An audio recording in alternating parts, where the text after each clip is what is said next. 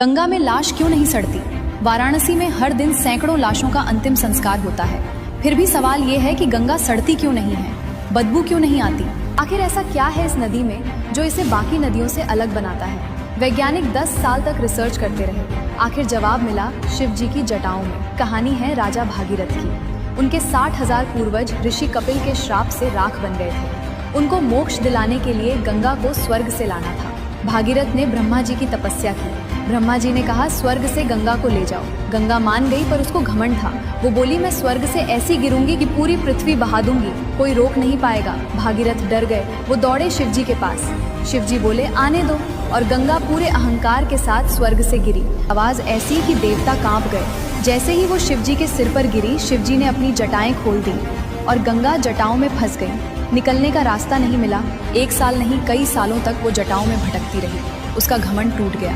फिर भागीरथ ने फिर से शिव जी की पूजा की। शिव जी प्रसन्न हुए। उन्होंने अपनी एक जटा हिमालय पर खोली। गंगा 7 धाराओं में बटकर धीरे धीरे धरती पर आई। तब शिव जी ने गंगा को 2 वरदान दिए। पहला वरदान, गंगा तू मेरी जटाओं में रही है, इसलिए तू कभी अशुद्ध नहीं होगी। दूसरा वरदान, तुझमें जो भी मरेगा, लाश हो या हड्डी, वो सड़ेगा नहीं, वो सीधा मोक्ष पाएगा, क्योंकि तू ब्रह्म द्रव्य है, अमृत है। इसी वरदान से भागीरथ के 60,000 पूर्वज मोक्ष पा गए। इसी वजह से गंगा को मोक्षदायिनी भी कहा जाता है, और आज साइंस ने भी इसको मान लिया है।